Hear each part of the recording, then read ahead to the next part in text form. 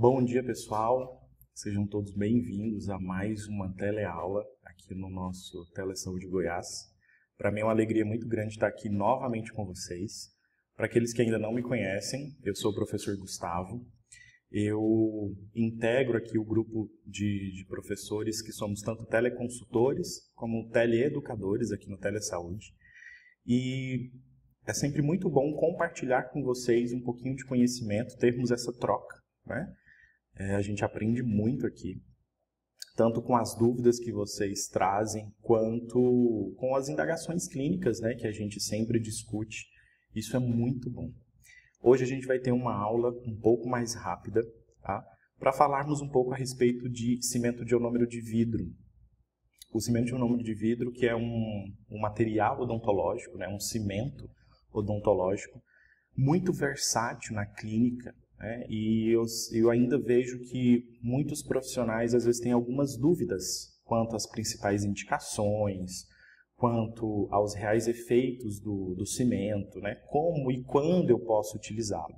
Então, o nosso foco hoje vai ser conversar um pouco a respeito disso, para que a gente possa ter uma noção mais direta a respeito das suas aplicações na rotina clínica. Ok? Fico aqui à disposição de vocês, vou deixar meu e-mail no final da aula, tá? Bem como fico à disposição de todos, né, os profissionais que integram o grupo, para que possam mandar algumas perguntas, né, e sugestões. Fiquem à vontade. Então vamos lá. Antes de tudo, pessoal, eu quero fazer um agradecimento, né, à Júlia e à Camila, que são duas alunas minhas, as quais montaram todo esse material que a gente vai estar apresentando aqui para vocês hoje. Então, Júlia, Camila, meu muito obrigado por terem preparado e cedido esse material, tá? Que ficou muito bem organizado e elas estão de parabéns. Eu faço parte também do grupo de professores de dentística no Centro Universitário de Anápolis, a Univangélica, ok? Então, vamos lá. Pessoal, fica aqui como sugestão de leitura para vocês este artigo. É um artigo relativamente simples, tá? Tá em português. É uma revisão sistemática, relativamente rápida também, sobre as propriedades do cimento de ionômero de vidro. Então, fica aqui a sugestão para que vocês possam fazer a leitura, tá? E meu abraço também ao professor Cláudio Liomar, né, que integra o grupo de autores desse artigo, que é professor na Universidade Federal de Pernambuco, ok? Então, nossa aula de hoje ela se baseia muito nesse artigo, bem como em outras referências, mas eu deixo aqui essa sugestão para a leitura de vocês. Tá? Então, só para que a gente possa entender um pouquinho a respeito do contexto histórico, né, por trás do cimento de ionômero de vidro, Wilson e Kent, né, que foram os principais autores e pesquisadores do cimento de ionômero de vidro, eles começaram as suas pesquisas lá em 1960. Só que esse material ele só foi começar a ser comercializado só em 1975. Então nós tivemos aí mais ou menos 15 anos de pesquisa e aprimoramento desse material para que ele realmente começasse, né, a chegar, né, no seu destino final, que eram os consultórios odontológicos com o cirurgião dentista. Então teve aí bastante modificação. No entanto, de 1975 até hoje, os cimentos de ionômero de vidro eles passaram por várias reformulações. E hoje a gente já possui, né, ionômeros de vidro com uma qualidade muito superior e que vão atender a diferentes demandas na clínica. Ok?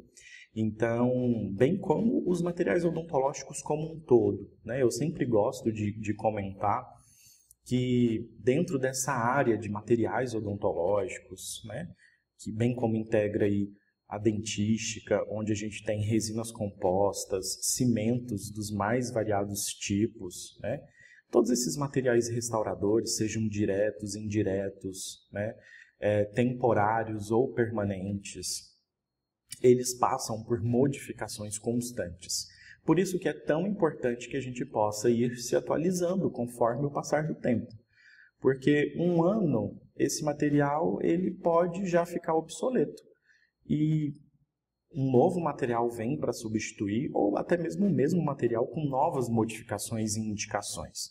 Então, sempre lembrem da importância da gente estar se atualizando, né, em qualquer área, né, e dentro da odontologia, em qualquer sub-área também, né, ainda mais especificamente dentro desse grupo de materiais odontológicos, essa evolução ela é muito rápida, né?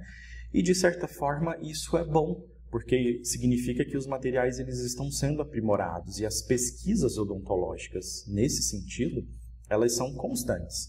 Por isso que é tão bom a gente ficar de olho, né, e evitar também sermos vítima, né, de indicações sem uma evidência científica comprovada.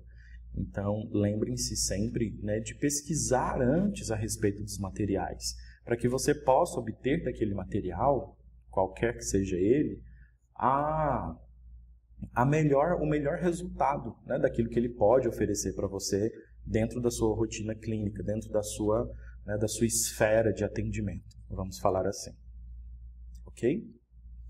E aí, basicamente, nós temos hoje 3 tipos, né, 3 categorias de cimentos, que são os cimentos de ionômero de vidro convencionais, ok? Os cimentos modificados por resina, ou híbridos, ou também chamados de cimentos de ionômero de vidro fotopolimerizáveis, né? Eles têm essa característica. E temos também os cimentos reforçados por metais, tá? Que é popularmente conhecido especificamente da marca GC, né? Que é uma marca japonesa, né? Como a mistura milagrosa, né? Miracle Mix. Então, esse é um tipo de cimento que ele possui, né, ligas metálicas, né, incorporadas ao ionômero de vidro, o que melhora a resistência do material. Como eu falei para vocês, esse cimento ele passou por inúmeras modificações e um dos grandes problemas que nós temos, e ainda temos, né, em relação ao cimento de ionômero de vidro, é a sua resistência. Ele não é um material tão resistente quanto resinas compostas, por exemplo, que são materiais restauradores definitivos, ok? Mas eles possuem a sua indicação, sim. Os cimentos convencionais, eles são mais populares, né? E eles são subdivididos em 3 categorias, onde vocês vão sempre ver na caixinha, onde vai ter lá o nome da marca comercial do ionômero. Nesse caso aqui que eu estou apresentando para vocês é o Vidrion. Então nós temos o Vidrion R, que significa R de restaurador, ok? Então a indicação dele é para restaurações, sejam elas restaurações provisórias, bem como restaurações definitivas em casos muito específicos, como por exemplo, um paciente infantil que está lá com o dente descido, que vai esfoliar daqui a alguns meses. Então, eu posso fazer uma restauração definitiva nesse dente descido, uma vez que eu sei que aquele dente descido ele vai esfoliar em alguns meses. Então, aquele ionômero ele é capaz de permanecer alguns meses aí, né, dentro da cavidade. Então, não teria problema. No entanto, para um dente permanente, essa aplicação ela não faz muito sentido, né? Porque o ionômero ele não vai conseguir resistir por tanto tempo. E aí, nesse caso, a gente indicaria um modificado por resina, que seria um ionômero fotopolimerizável, que ele já possui uma resistência um pouco melhor, ok? Então, nós temos o Vidrion R, nós temos o F, que significa de forramento. Então, ele é indicado para fazer forramento sob restaurações, tá? E aqui mais na frente na aula eu vou mostrar para vocês a importância de realmente utilizarmos o ionômero forrador quando for necessário fazer um forramento, tá? E não restaurador, ok? E temos também uma terceira categoria, que é o C, né? A letra C, de cimentador. Então, ele é muito utilizado para cimentação, né? Então, esse cimento ele vai ser utilizado aí no seu uso mais comum para cimentar. E ele geralmente é utilizado na cimentação de bandas ortodônticas. Então, o pessoal da ortodontia utiliza muito o cimento de ionômero de vidro cimentador, né, para fazer cimentações de bandas ortodônticas, né, de aparelhos fixos, né, que possuem bandas, não os brackets em si, né, mas principalmente as bandas. Ok? Então, basicamente, nós temos essas 3 subcategorias, tá? Dentre os ionômeros convencionais. Os ionômeros modificados por resina, eles basicamente eles têm a sua indicação como ionômero restaurador mesmo, tá? Especificamente, da marca 3M, esse que vocês estão vendo aí, ele é o Vitremer, tá? O Vitremer da 3M-ESP é um ionômero de vidro reforçado por resina que possui a sua indicação para restaurações. Essas restaurações elas podem ser provisórias, no entanto, ele possui uma característica e um comportamento bem semelhante a uma resina composta. No entanto, ele é um pouco mais fluido e não é tão resistente como uma resina, ok? Então, em determinadas situações, nós podemos utilizá-lo, mesmo que seja numa restauração definitiva, como, por exemplo, uma classe 5, né? Uma lesão cervical, né? Uma cavidade classe 5, poderíamos estar utilizando esse ionômero fotopolimerizável, ok? A 3M-ESP, ela possui também uma outra versão de cimento de ionômero de vidro fotopolimerizável, que é para forramento. E aí, nesse caso, ele se chama Vitrebond, ok? Mais aqui para frente eu também vou falar novamente a respeito dele. Então, eles possuem esses 2 ionômeros, que são esses 2 ionômeros fotopolimerizáveis, né? Que nós temos, então, o Vitremer com indicação para restaurações e o Vitrebond com indicação para forramento, ok? E o reforçado por metais, ele não é tão popular assim, né? Uma vez que os convencionais, eles são muito acessíveis, ok? Então, o ionômero reforçado por metal, ele acabou não ficando tão popularizado assim, tá? Mas ainda é uma opção que você pode encontrar, tá? Da GC, por exemplo. E aí, quais são as suas principais propriedades? Os cimentos de ionômero de vidro, eles possuem diversas propriedades. E como eu falei para vocês, eles são muito versáteis para o uso em clínica. A principal propriedade que nós temos é a liberação de flúor, ok? Então, esse material, ele faz uma constante liberação de flúor para a cavidade bucal. Então, isso tem um efeito anticariogênico muito interessante, né? Uma vez que essa presença constante de flúor na cavidade bucal vai permitir com que os processos de remineralização eles aconteçam de uma maneira um pouco mais eficiente, ok?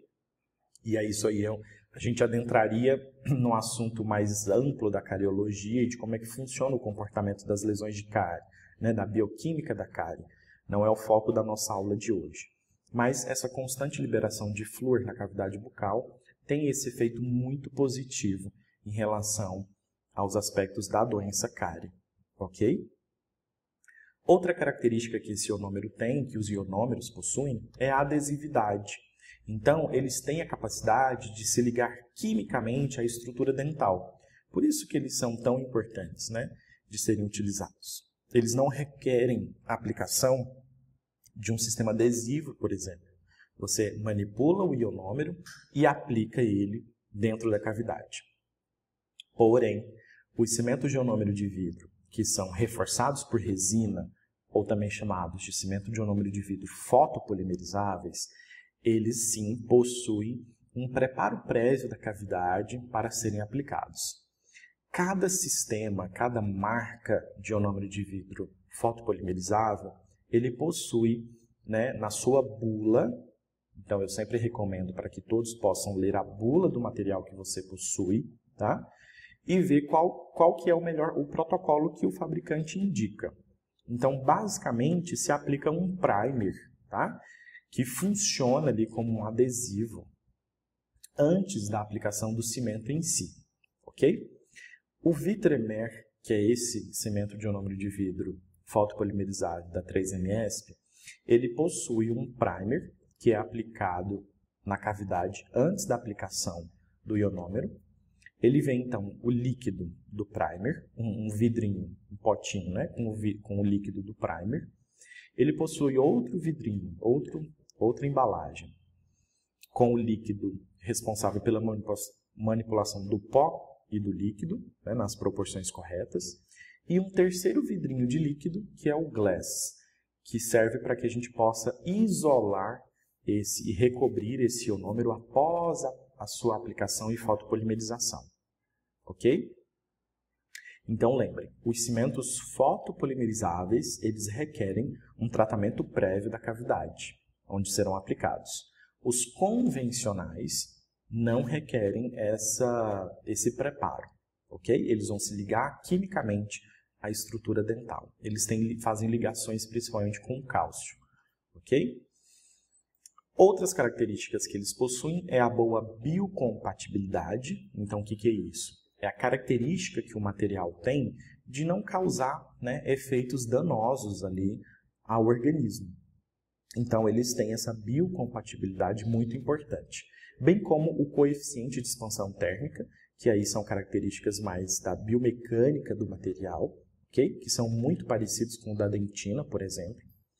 Bem como a estética, né? A mecânica e a solubilidade, que isso aí é um pouco variável a depender de cada ionômero. Os ionômeros convencionais, o aspecto da estética não é tão grande assim. Geralmente eles são um pouco mais claros, né? São bem mais brancos, vamos dizer assim, em relação às cores. Só que é possível a gente comprar ionômeros com algumas cores diferentes. Então no mercado já possui, por exemplo, o ionômero A1, A2, A3, que se baseiam mais ou menos nas cores da escala Vita, a conhecida escala Vita, né, que nos orienta aí na cor de resinas, por exemplo. Então, esses ionômeros convencionais, geralmente eles tendem a ser um pouco mais claros, brancos, opacos, tá? Já os ionômeros reforçados por resina, eles já vão ter uma cor mais próxima das resinas compostas, e por isso eles vão ser mais estéticos, comparados aos ionômeros convencionais, ok? Em relação à mecânica, né, a resistência mecânica desse material, os ionômeros convencionais também eles não vão ser tão resistentes como os reforçados por resina ou os reforçados por metais, tá? Mas eles resistem, né, algum tempo ainda dentro da cavidade. É muito importante que eles não sejam colocados em áreas onde haja muita carga oclusal. Okay? Porque senão esse material realmente vai sofrer com todo esse processo. E a sua solubilidade, ela é favorável, ok? Infelizmente, os ionômeros eles têm uma capacidade de ganho e perda de água muito grande. Por isso é muito importante que após a aplicação, a gente possa proteger esse ionômero. Os cimentos de ionômero reforçados por resina, eles geralmente vêm com esse glass, né? Com esse líquido que vai selar a superfície do material para evitar essa perda ou ganho de água, que é o que a gente chama de cinérese ou imbebição. Então, a cinérese é o efeito de perder a água para a cavidade bucal e a imbebição é o efeito de ganhar a água da cavidade bucal. Isso não deve acontecer ou não pode acontecer porque altera diretamente nas propriedades mecânicas desse material. Então, eu não quero que ele diminua sua resistência ou seu tempo de vida clínico, ali, tempo de uso clínico. Okay? Então, é sempre necessário que esse material ele seja recoberto. Os cimentos convencionais, eles são ainda mais susceptíveis a esse processo de cinérese e imbebição. Por isso que eles também precisam ser recobertos. Mas, na embalagem, eles não fornecem um material específico para isso. Okay? Então, nós indicamos, por exemplo, comumente, você utilizar, por exemplo, uma vaselina sólida, seria uma opção de uso, tá? Para recobrir esse material e evitar com que ele ganhe ou perca água nas primeiras horas, tá bom? E a solubilidade, como eu falei para você, está diretamente relacionado com esse ganho e perda de água, então é interessante que eles sejam protegidos. Então, quais são as principais indicações do cimento de ionômero de vidro? O principal deles, né, que é muito comum, é o uso para selamento de cicatrículas e fissuras.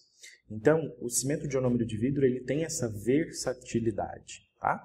Ele pode sim ser utilizado como um selador, né, de cicatrículas e fissuras. Você manipula o material, aplica sobre a oclusal uma pequena porção e com a ajuda de uma sonda exploradora, você vai espalhando todo esse material entre as cicatrículas e fissuras, principalmente ali na região oclusal, de molares e premolares.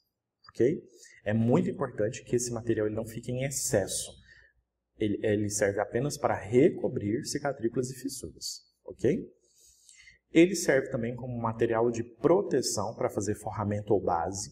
Então, ele tem essa aplicabilidade muito interessante. E é importante que o material que seja utilizado como forrador ou base que seja aquele indicado para essa função. Como eu falei para vocês, o cimento de ionômero de vidro, ele possui a versão R, que é para restauração, e a versão F, que é para forramento ou base. Então, quando ele for utilizado como forramento e base, é importante que seja utilizado o F, ok? Porque ele possui características inerentes que fazem com que ele seja mais eficiente para esse processo. A outra indicação são para restaurações de dentes descidos, como eu já expliquei para vocês. Uma vez que se sabe quanto tempo que aquele dente ainda vai permanecer em boca, por exemplo, alguns meses, né? Não mais que um ano, acredito que mais que um ano, esse ionômero ele não resista, né, por tanto tempo assim. Então seria mais interessante fazer uma restauração com resina composta, por exemplo, ou o amálgama dentário, se for o caso, né, que ainda é utilizado. Mas restaurações em dentes descidos que estão próximos a esfoliar, é interessante a aplicação de um cimento de ionômero de vidro, porque ele é um pouco mais rápido a sua aplicação, mais tranquilo, o custo ele é mais barato, né? Então fica aí como uma opção. A cimentação de coroas parciais, totais, né, bem como próteses fixas, o cimento de ionômero de vidro cimentador, ele também tem essa aplicação. Bem como a cimentação de bandas e acessórios ortodônticos, como eu também já comentei com vocês, o cimento de ionômero de vidro cimentador, ele é muito utilizado na ortodontia dentro desse aspecto. Tá? E restaurações provisórias como um todo. Então, em diferentes casos, esse cimento ele pode ser utilizado, né, para as restaurações provisórias. Principalmente em casos onde a gente, por exemplo, vai fazer um tratamento expectante, né? Que é o quê? A remoção de toda a lesão cariosa das paredes circundantes, uma cavidade extremamente profunda, ainda a presença de tecido cariado na parede pulpar, só que sabe-se que se você continuar, né, a escariar aquela região, pode acontecer uma exposição pulpar. Então, podemos fazer a aplicação desses cimentos, né, em conjunto com cimentos de hidróxido de cálcio também, em casos de tratamentos expectantes, por exemplo.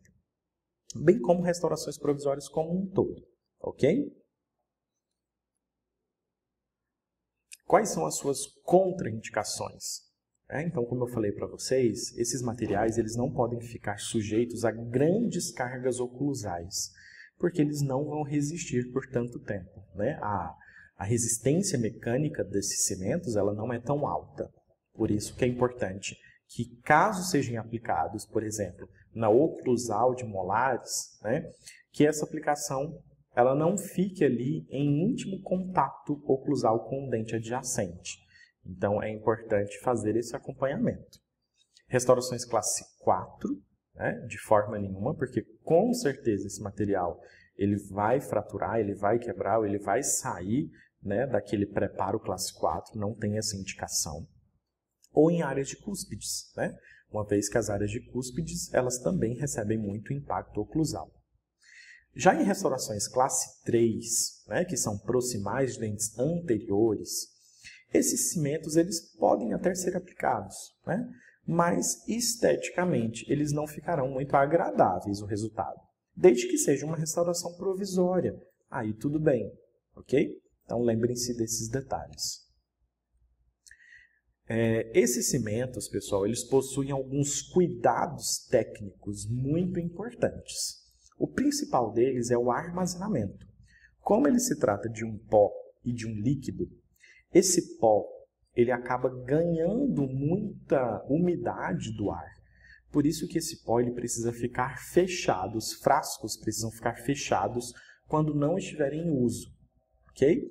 Então, se eu for pegar o material para usar, eu abro os vidros apenas no momento de pegar as porções. Peguei a porção que eu vou aplicar, eu fecho novamente esse material e armazeno. É importante que ele fique armazenado em um local sem incidência de luz direta e sem muita umidade, tá? Então lembrem disso, porque tanto o pó é muito sensível ao ganho de umidade e o líquido é muito sensível à perda de água. Então a gente também tem que ter esse cuidado. O frasco do líquido não permanecer aberto, tá? Então depois que eu faço o proporcionamento correto, que também é outro cuidado que eu preciso ter, eu fecho e vedo muito bem essas embalagens, né, esses frascos, e guardo ele dentro da embalagem que ele veio, junto com a colher proporcionadora, tá, e a bula do material. Não sumam com a bula do material, porque é ela que vai orientar um próximo profissional que necessite utilizar aquele material. Se você está no seu consultório, por exemplo, né, ou só você usa aquele material, você pode fazer uma cartilha, né, ou um guia de orientação de manipulação desses materiais, principalmente em relação à proporção. Por quê? O proporcionamento, gente, é um problema que nós temos em relação aos ionômeros. Cada fabricante ele nos dá a correta indicação da proporção do ionômero. Se é uma porção do pó para uma porção do líquido, ou uma do pó para duas do líquido, cada fabricante ele organiza isso de uma forma. Normalmente, as proporções são de 1 para 1. Uma porção da colher dosadora para uma gota do líquido. Só que o que é importante? A colher dosadora ela tem que ficar rente, né, ao seu nivelamento. Eu não posso pegar uma porção de pó como se fosse uma colher bem cheia, né? A quantidade de pó tem que ficar rente à borda da colher, ok? E o líquido, na hora de gotejar o líquido do frasco, é importante que o frasco ele esteja completamente virado, certo? Então eu vou virar ele completamente, deixar ele na posição vertical, para que a gota ela possa pingar sobre a sua placa de vidro de uma maneira homogênea. Por que eu estou falando isso? Porque é muito comum que a pessoa que vai manipular esse material, ela incline o frasco. O fato de inclinar o frasco vai fazer com que o tamanho da gota seja um pouco menor. Isso é ruim para a proporção do ionômero. Bem como se você ajudar a gota, vamos dizer assim, né? Quando você vê que a gota, o líquido, ele geralmente é bem viscoso, né? E aí está demorando para cair, aí você vai lá e encosta a gota que ainda está saindo do frasco e encosta na sua placa de vidro para que ela possa, né, ser puxada ali mais rapidamente. Isso também é errado, porque eu vou fazer um tamanho de gota menor, ok?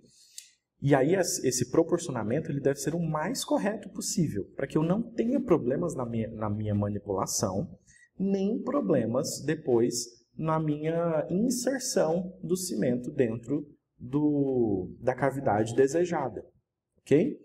Como que eu vou fazer essa manipulação? Eu pego a porção de pó, divido em 3 partes e eu levo cada parte do pó ao líquido, ok?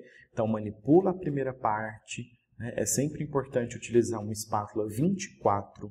A espátula 24 ela é uma espátula relativamente flexível e ela nos ajuda muito para a manipulação do cimento de ionômero de vidro, certo? Outros cimentos, tem outras espátulas com indicação. Tudo bem? Então, se atentem a esse detalhe. Então, eu vou manipulando rapidamente essa primeira porção do pó líquido, levo a segunda parte, depois a terceira parte, até que a gente tenha uma consistência homogênea, tá? E ele vai ter um aspecto fluido, um pouco mais fluido, porém ele faz um fio, né? A gente consegue fazer um fio com a espátula, ele é um pouco mais pegajoso, esse material, e ele precisa ter um aspecto brilhante. Esse aspecto brilhante ele é muito importante para a adesividade desse cimento às paredes do dente. Se você vê que o cimento ele começou a ficar opaco, as terminações químicas, as ligações químicas que estavam disponíveis para fazer essa adesão, elas não estão mais disponíveis. Isso significa que o seu ionômero ele está secando rapidamente, ele está pegando, fazendo o seu processo de presa ali rapidamente, e ele não vai aderir à estrutura dental. Você pode até inserir dentro da cavidade, mas você vai ver que aquele ionômero ele não vai resistir ou não vai funcionar como deveria. Então é muito importante que essa manipulação seja rápida e eficiente para que você possa inserir esse material também rapidamente dentro da cavidade. Ok? Hoje em dia nós temos também algumas pontas aplicadoras que facilitam muito esse trabalho. Porém, vai depender da realidade de cada um. Comercialmente, uma das mais famosas que nós temos é a Centrix, a seringa Centrix. Na verdade, vocês podem achá-la como seringa insersora de cimentos, tá? Porque ela não é específica para o cimento de ionômero de vidro, mas ela é muito utilizada nesse sentido. Então, essa seringa aplicadora, ela nos ajuda muito a aplicar o ionômero dentro da cavidade para que esse ionômero, essa restauração, ela não tenha bolhas, por exemplo. E o material ele fique bem espalhado, né, e condicionado ali dentro da cavidade. Então, é uma dica para vocês, né, quem tiver o material, né, e puder ter acesso a ele. Ele nos ajuda muito, tá? Lidando com os meus alunos em sala de aula, eu vejo um problema em relação ao uso da seringa. Qual é? Normalmente, se gasta um tempo maior do que deveria na manipulação do cimento. E para a utilização dessa seringa, eu preciso inserir esse cimento dentro de uma ponta aplicadora e essa ponta ela é carregada dentro dessa seringa. E depois, a gente com a seringa montada e carregada, eu aciono a seringa dentro da cavidade.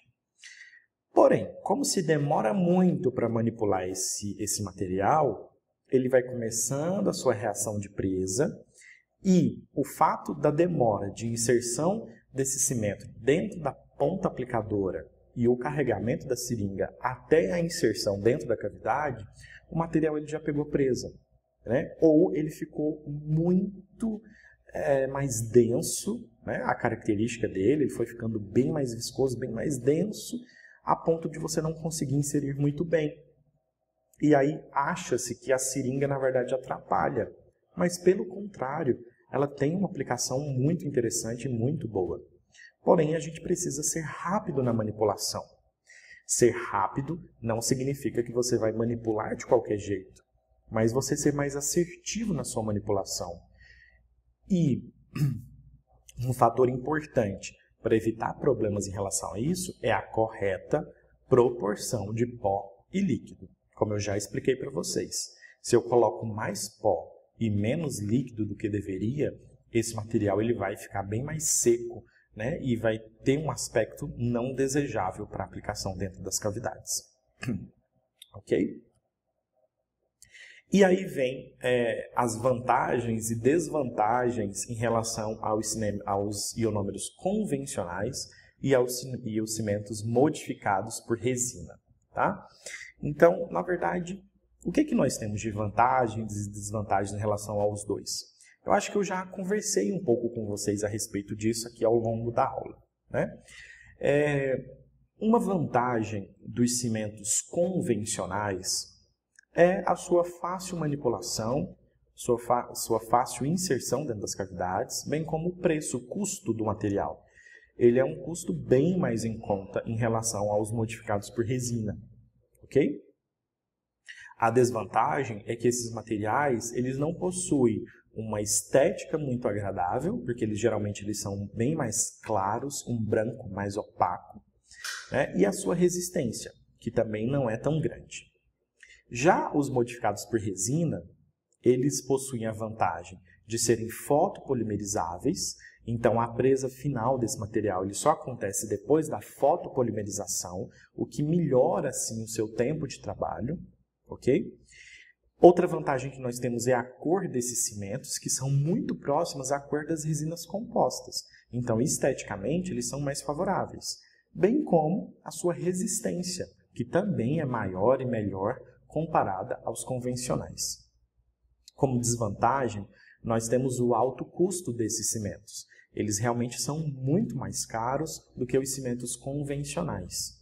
Para vocês terem uma noção, comparando, por exemplo, um ionômero convencional de uma ótima qualidade e um modificado por resina de uma ótima qualidade também, em relação aos preços, a gente vai ter um convencional custando em média R$ 80 e o modificado por resina custando de 600 a 700 reais.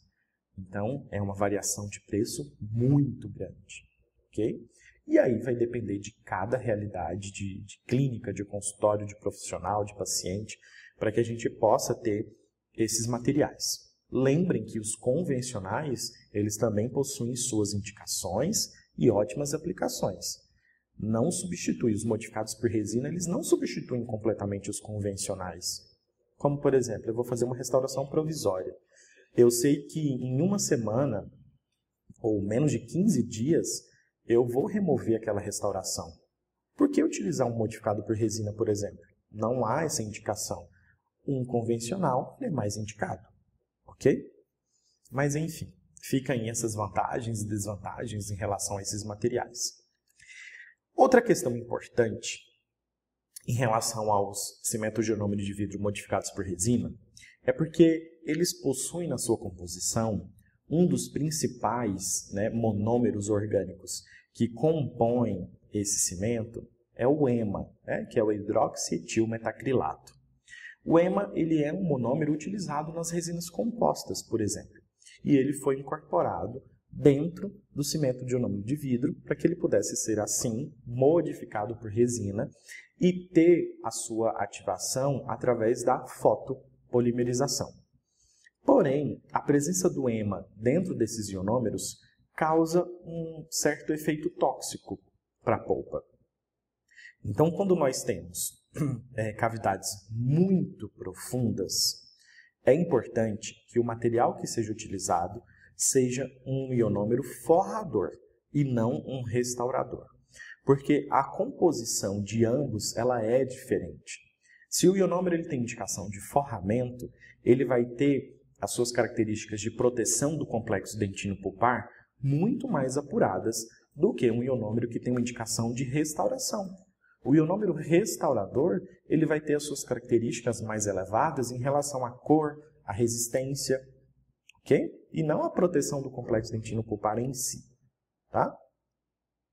Então, eu trouxe aqui de um livro da série Abeno, tá? A série Abeno, que é a Associação Brasileira de Ensino Odontológico, ela possui uma série de livros de cada área da odontologia. E dentro do livro de materiais, da dentística, nós temos uma pesquisa de um grupo de professores de Bauru que traz essa comparação entre o uso do cimento de ionômero de vidro restaurador Vitremer, que é uma marca comercial, com o cimento de ionômero de vidro forrador Vitrebond, que também é uma marca comercial, ambos do mesmo fabricante. Então, dentro de uma cavidade muito profunda, fez-se o forramento com o Vitremer, ok? A restauração completa com o Vitremer, que é restaurador, e em outra cavidade muito profunda, fez-se um forramento com o Vitrebond e depois a restauração com o Vitremer. Então, isso aqui é um corte histológico para que vocês possam entender o que acontece. Tá? Então, aqui em azul, como vocês conseguem ver, deixa eu ver a ponta aqui, Ó, aqui em azul é a dentina, bem como aqui em azul também é a dentina, ok? Eu vou começar a falar aqui em relação ao Vitrebond, para que vocês possam ver. Então, toda essa camada de células aqui, ó, que estão coradas em rosa, são os nossos odontoblastos, que são as células pulpares, né, que são células produtoras de dentina, que permeiam toda a polpa. Então, como vocês podem ver, nós conseguimos ver aqui toda a camada de odontoblastos intacta e a nossa dentina, né, que ó, com os prolongamentos dos odontoblastos, a nossa dentina também intacta.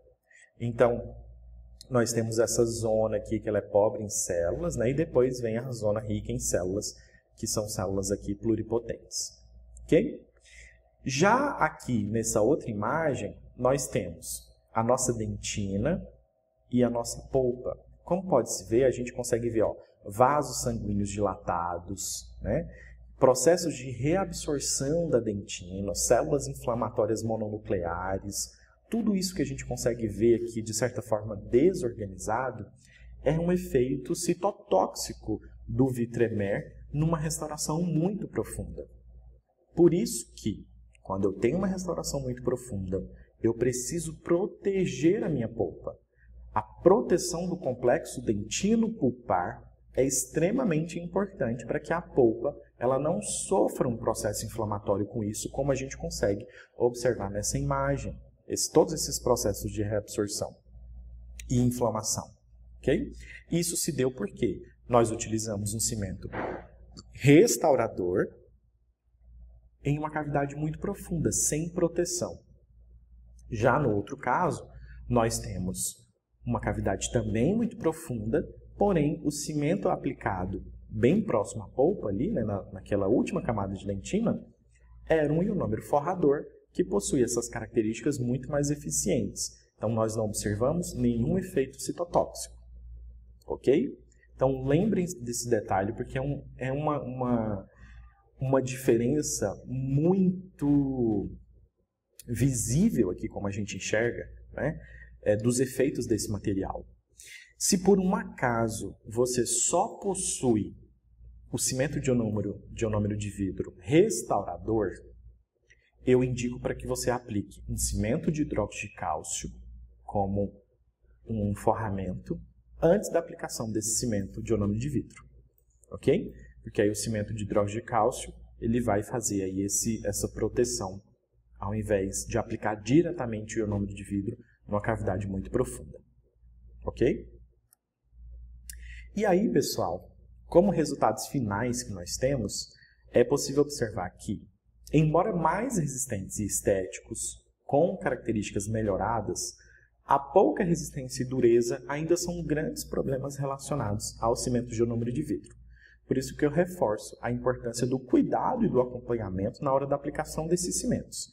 Eles possuem suas indicações, toda a sua versatilidade, porém eles não são tão resistentes assim. Ok? E como conclusão da nossa aula, eu deixo aqui como a grande vantagem do cimento de ionômero de vidro em relação a outros materiais, a sua capacidade de absorção à superfície dental e a contínua liberação de flúor. Essas duas características, por si só, elas dão ao ionômero uma vantagem muito grande em relação a outros cimentos, como, por exemplo, um cimento de óxido de zinco com eugenol, né, o OSE, que é tão comum também dentro da clínica. Então, a aplicação desse cimento ela é muito importante porque ela permite essa adesão à parede dental quimicamente, né? Então, o selamento da cavidade com esse cimento é muito melhor em relação a outros e a sua contínua liberação de flúor para a cavidade bucal, que dentro dos efeitos da anticariogenicidade, isso é muito importante, ok? Então, espero que vocês tenham gostado da aula, tenham entendido as principais aplicações, né, e o uso desse cimento, e eu fico aqui aberto às dúvidas de vocês. Aqui nós temos algumas referências, né, utilizadas nesse trabalho, nessa aula, e meu muito obrigado. Como eu falei para vocês, deixo aqui o meu e-mail de contato para possíveis dúvidas, às vezes eu ainda recebo algumas mensagens por lá. Fico muito feliz de ver que Já recebi, por exemplo, e-mails, né, de pessoas que nem fazem parte do telesaúde em si, né, que nem são cirurgiões dentistas dentro da esfera do estado de Goiás, que é onde nós estamos aqui dentro do Telesaúde Goiás, né? O telesaúde, na verdade, ele acontece no Brasil inteiro, né, mas eu integro o grupo de teleeducadores em Goiás. E recebo e-mails aí de pessoal de vários outros lugares porque assistiram essas aulas que ficam disponibilizadas no YouTube. Então eu fico aqui, deixo aqui meu muito obrigado por isso e fico à disposição de vocês quando precisarem, ok? Um abraço e até a nossa próxima teleaula.